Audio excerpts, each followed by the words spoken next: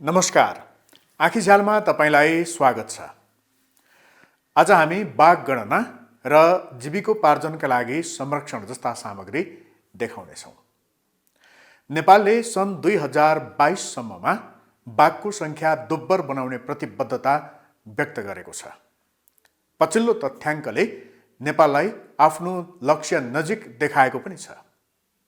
प्रत्येक 4 वर्षमा हुँदै आएको बाघ गणना यस पटक पनि भइरहेको छ। कृष्ण अधिकारीको रिपोर्ट। नेपालमा बाघ पाइने निकुञ्ज तथा वन क्षेत्रलाई 3वटा कम्प्लेक्समा विभाजन गरेर देशैभर बाघ गणना भइरहेको छ। बाघको गणना 2078 मङ्सिर 19 गतेदेखि चितवन पर्सा कम्प्लेक्सबाट सुरु भएको हो। झन्डै 2 महिना अर्थात् माघ 24 गते चितवन पर्सा कम्प्लेक्समा बाघ गणनाका लागि क्यामेरा ट्यापिङ गर्ने कार्य सकिएको छ। चितवन पर्सा कम्प्लेक्सपछि माघको 29 गतेदेखि शुक्लाफाँटा राष्ट्रिय निकुञ्ज कम्प्लेक्समा क्यामेरा ट्यापिङ प्रविधिबाट बाघ गणना सुरु भएको छ। शुक्लाफाँटा राष्ट्रिय निकुञ्ज क्षेत्रलाई 3वटा ब्लकमा विभाजन गरेर गणना सुरु गरिएको छ। शुक्लाफाँटा निकुञ्ज क्षेत्रमा 190, लालझाडी ब्रह्मदेव करिडोर क्षेत्रमा 214 र डडेलधुराको जोगबुढा क्षेत्रमा 116वटा स्वचालित क्यामेरा जडान गरेर बाघ गणना भइरहेको छ।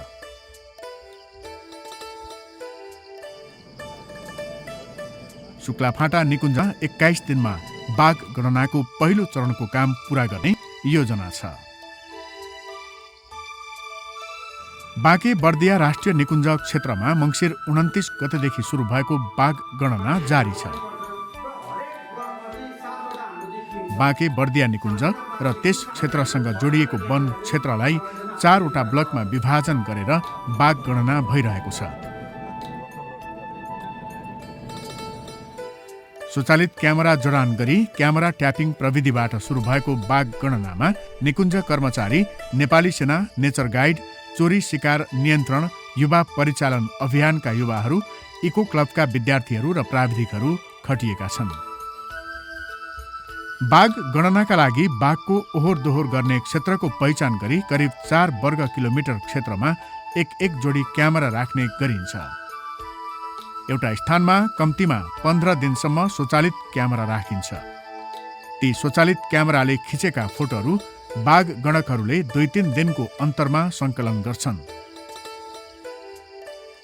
स्वचालित क्यामेराले खिचेका सबै फोटोहरूलाई सङ्कलन गरेर विज्ञसहित प्राविधिकहरूको टोलीले विश्लेषण गरेर बाघको गणना गरी सङ्ख्या एकिन गर्छन्। बाघ हरेक 4 वर्षमा गणना गरिन्छ। बाघको गणनामा राष्ट्रिय निकुञ्ज तथा वन्यजन्तु संरक्षण विभाग, राष्ट्रिय प्रकृति संरक्षण कोष, WWF नेपाल, ZSL नेपाल लगायतका सङ्घ संस्थाहरू सहभागी छन्।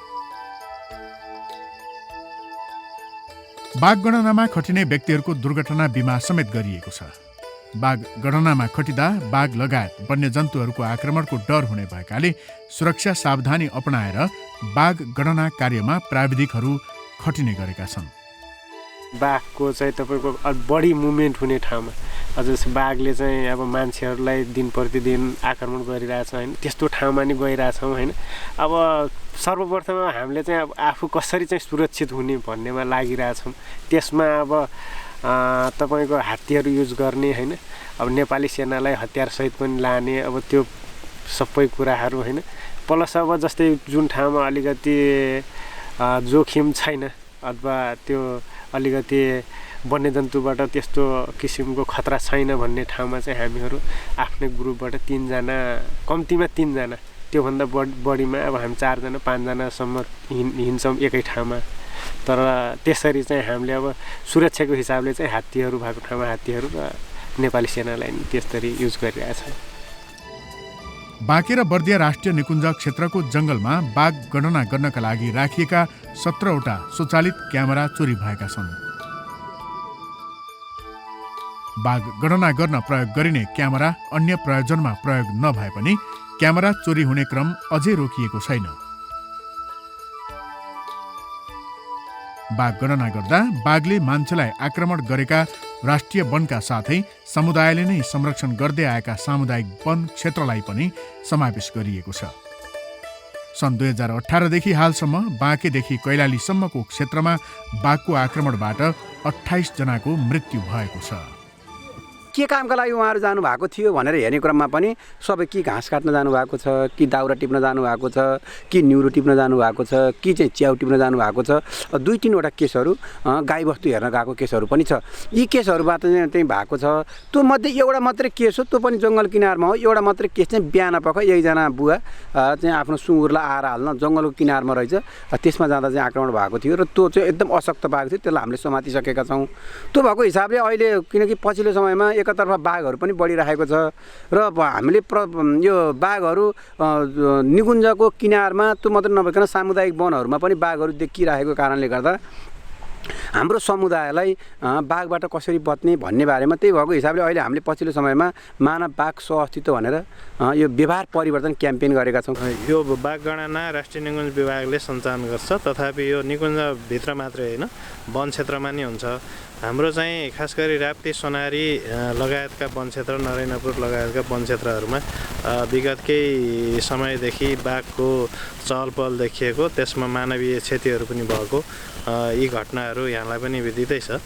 त्यही सन्दर्भमा अब त्यो क्षेत्रमा पनि निकुञ्जसँग समन्वय गरेर हामी क्यामेरा ट्र्यापिङहरू गर्ने, बाघ गणनाका प्रविधिहरू प्रयोग गर्ने अभियानमै छौँ अहिले। अहिलेको चाहिँ गणनामा पनि प्राविधिकहरूले जुन हिसाबले स्थलगत रूपमा काम गरिरहेछन् र प्रत्यक्ष रूपमा जुन अवलोकनहरू पनि भइरहेको अवस्था छ। तथापि हामीले अहिलेसम्म फोटोको चाहिँ यो प्रारम्भिक कुराहरू हामीले हेर्ने, त्यसको चाहिँ विश्लेषण गर्नेमा प्रवेश गरेको छैन। तर हाम्रो चाहिँ वन क्षेत्रमा जाने आउने र प्रत्यक्ष अवलोकन र चाहिँ अप्रत्यक्ष जुन साइनहरूको आधारमा हेर्दाखेरि अवश्य पनि यस क्षेत्रमा चाहिँ बाघको सङ्ख्या चाहिँ वृद्धि हुनेछ। सन् 2010मा रुसमा भएको बाघ सम्मेलनमा नेपालले सन् 2022सम्म बाघको सङ्ख्या दोब्बर अर्थात् 250 पुर्याउने प्रतिबद्धता जनाएको छ। बाघको सङ्ख्या दोब्बर पार्ने प्रतिबद्धताको मिति नजिकै गर्दा बाघ गणना गर्न थालिएको हो। पछिल्लो तथ्याङ्क अनुसार नेपालमा चितवनमा 93, बर्दियामा 87, बाँकेमा 21, पर्सामा 18 र शुक्लाफाटा राष्ट्रिय निकुञ्जमा 16 गरी नेपालमा 235वटा पाटे बाघ छन्।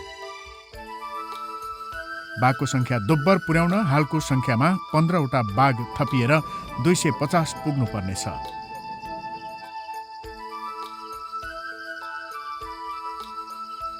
पछिल्ला वर्षहरूमा बाँके र बर्दिया लगायत देशैभरका निकुञ्जहरूमा बाघको घनत्व बढेकाले बाघको सङ्ख्यामा उल्लेखनीय रूपमा वृद्धि भई सहजै लक्ष्य पूरा हुने देखिएको छ। हामीले प्राविधिक रूपमा हामीले चाहिँ आकलन गरेको ठाउँहरूमा राखेको क्यामेरामा पर्न सकेको थिएन। यसपटक प्राविधिक रूपले एकदम दक्ष तरिकाबाट त्यो गरिएको छ र कुनै डिजास्टर, बाढी पहिरो आदिको खतराहरू केही पनि भएन। यो विगतको 4 वर्षमा केही पनि भएन। त्यसले गर्दाखेरि एकदम नेचुरल प्रक्रियाबाट तिनीहरू क्यामेरामा पर्छन् र त्यो सङ्ख्या चाहिँ उल्लेखनीय रूपमा चितवनमा पनि आउँछ भन्ने कुरा आकलन गरिएको छ। र यहाँको पनि जुन रेसियोमा वृद्धि भएको थियो त्यही रेसियोमा वृद्धि हुन्छ भन्ने कुरा यहाँको भनाइहरूबाट पनि, यहाँको कन्जर्भेसनको अनुभवबाट, सेक्युरिटी पर्सनलहरूबाट, हाम्रो कर्मचारीहरूबाट, टुरिज्म व्यवसायमा संलग्न व्यक्तिहरूबाट, पर्यटकहरूबाट त्यो कुरा आएको हुनाले त्यही रेसियोमा नै वृद्धि हुन्छ भन्ने कुरामा हामी विश्वस्त छौँ। वन तथा वातावरण मन्त्रालयले बाघ पाइने संरक्षित क्षेत्र र जैविक मार्गमा बन्ने संरचना, वन्यजन्तु मैत्री पूर्वाधार निर्माण गरेर वन्यजन्तु संरक्षणलाई विशेष प्राथमिकतामा राख्नुपर्नेमा जोड दिँदै आएको छ। पछिल्ला दिनहरूमा दुर्लभ पाटे बाघको अवलोकनका लागि नेपालको भ्रमणमा आउने विदेशी पर्यटकहरूको सङ्ख्या बढ्दै गएको छ। तर बाघको वासस्थान क्षेत्रको अतिक्रमण र भौतिक संरचना निर्माण कार्यले बाघ संरक्षणमा चुनौती थपिँदै गएको छ। वन्यजन्तुको चोरी सिकारी नियन्त्रण, नदीजन्य पदार्थको दोहनमाथि नियमन, मानव वन्यजन्तु द्वन्द्व न्यूनीकरण लगायत वन्यजन्तुको वासस्थान संरक्षण तथा व्यवस्थापनका कार्यमा वन तथा वातावरण मन्त्रालयले जोड दिँदै आएको छ। वन्यजन्तुको चोरी शिकार नियन्त्रण, नदीजन्य पदार्थको दोहनमाथि नियमन, मानव वन्यजन्तु द्वन्द्व न्यूनीकरण, बाघ लगायतका वन्यजन्तुको वासस्थान संरक्षण तथा व्यवस्थापन राष्ट्रिय निकुञ्ज विभाग अन्तर्गत रहेका कर्मचारीहरूको थप दरबन्दी विकास एवं क्षमता अभिवृद्धि र संरक्षण सरकारवालाहरू बीच आपसी समन्वय वृद्धि गर्ने कार्यहरूलाई प्राथमिकता दिएको छु।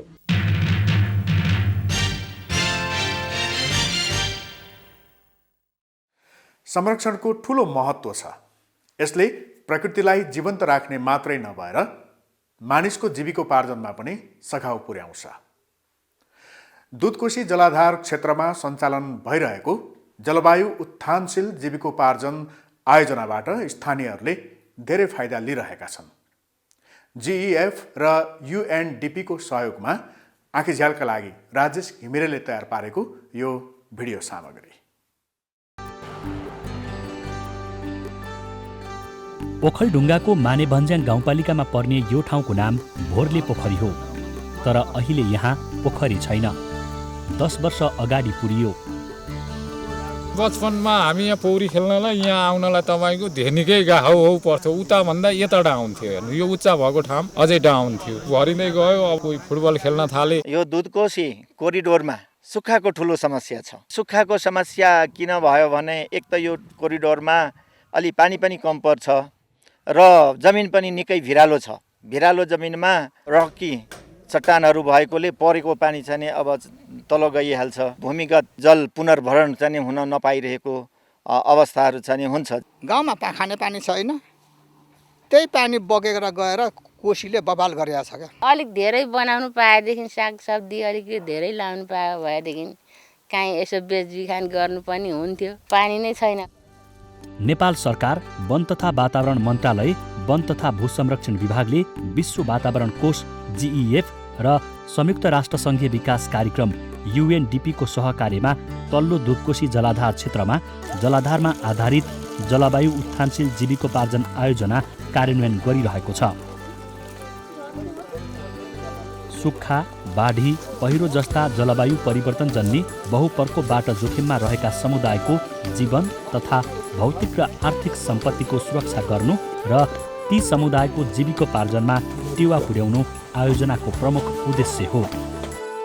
यो आयोजना ओखलढुङ्गाको सिद्धिचरण नगरपालिका तथा मानेभन्ज्याङ र चिसङ्खुगढी गाउँपालिका एवं खोटाङको दिक्तेल रूपाकोट मजुवागढी नगरपालिका र हलेसी तुवाचुङ नगरपालिका तथा ऐसेलु खर्क केपिलासगढी रावाबेसी गाउँपालिकाका 51वटा दुधकोशी पानी ढलो क्षेत्र भएका ओडाहरूमा सञ्चालन गरिएको छ।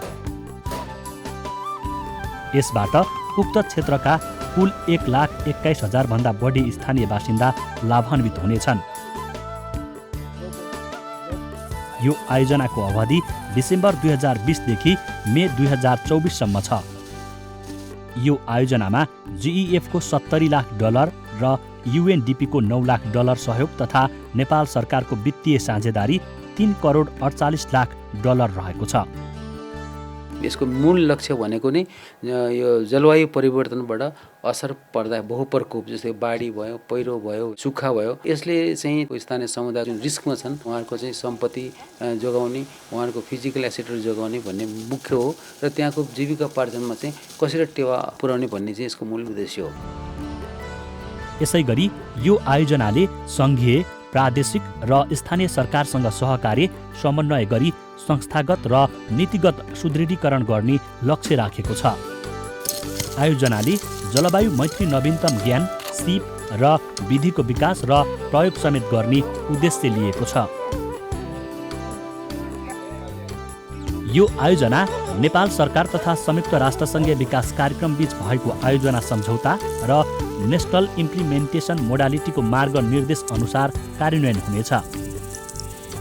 यो आयोजनाबाट मुख्य रूपमा 2वटा उपलब्धि हासिल गर्ने अपेक्षा छ।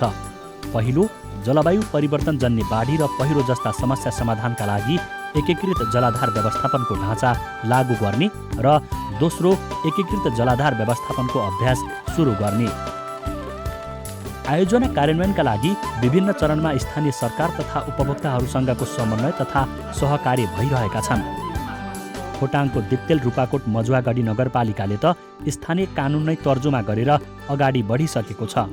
यसैगरी खोटाङको रावाबेसी र ऐसेलु खर्क गाउँपालिकाले पनि जलवायु मैत्री एकीकृत जलाधार व्यवस्थापन कार्य सञ्चालन निर्देशिका बनाइसकेका छन्। जलाधार सम्बन्धी कार्यविधि 2078 जारी गऱ्यौँ। हामीले त्यसलाई नगर कार्यपालिकाको बैठकबाट पारित गरेका छौँ। कृषिलाई अघि बढाउनको लागि चाहिँ अहिले अब सिँचाइ भएदेखि घरमै बसेर तरकारी खेती गर्थ्यो होइन, घरमै बसेर फलफुलहरू लगाउनुहुन्थ्यो, घरमै बसेर राम्रोसँग धान खेती यदि सिँचाइको त्यस्तो खालको व्यवस्थापन भएदेखि महिलाहरूलाई पनि टेवा पुग्ने थियो। प्लास्टिक पोखरीको चाहिँ कार्यक्रम ल्याइदिएदेखि प्रत्येक घरमा चाहिँ एउटा 10x12 10x12 को प्लास्टिक पोखरी भयो भने चाहिँ हामीले आकाशको पानी जम्मा गऱ्यौँ भने हामीलाई हिउँभरि तरकारी खेती गर्न पुग्छ। जलाधारमा आधारित जलवायु उत्थानशील जीविकोपार्जन आयोजनाले नीतिगत तथा संरचनागत सहयोगका लागि जलाधार क्षेत्रको जलवायु परिवर्तनको समस्या, अवस्था र असर पहिचान गर्छ। त्यसपछि कार्ययोजना तर्जुमा ज्ञान तथा क्षमता अभिवृद्धि र दिगो भूव्यवस्थापन सम्बन्धी क्रियाकलाप गरिन्छ। यसैगरी पानी स्रोत संरक्षण, व्यवस्थापन, बहुआयामिक उपयोग, भूमिगत जल भण्डारणको अभिवृद्धि, कृषि वन प्रणालीमा सहयोग लगायतका क्रियाकलाप कार्यान्वयन गर्ने लक्ष्य लिइएको छ। यसो गर्दा महिला तथा सामाजिक विभेदीकरणमा परेका समुदायको प्रत्यक्ष संलग्नतामा गरिनेछ।